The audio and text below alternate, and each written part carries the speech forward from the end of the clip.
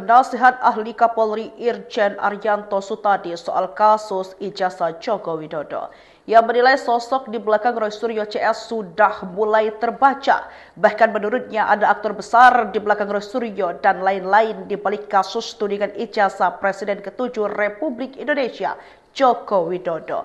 Sebab target sang dalang bukan hanya Jokowi, tetapi mengganggu ketentraman Indonesia. Provokatornya maunya ramai, ini ada orang di belakang sana yang gak kelihatan. Yang penting Indonesia kacau, katanya.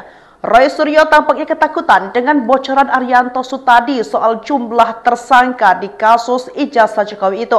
Ia pun merasa bahwa pernyataan Arianto Sutadi itu merupakan upaya adu domba. Tak terima dengan pernyataannya, Roy Suryo pun menolak diadu domba. Jadi kalau mau diadu domba, tapi sebenarnya kita tidak mau diadu domba. Baik oleh Pak Arianto ya, katanya, dikutip dari Kompas TV pada Sabtu 7 Juni 2025.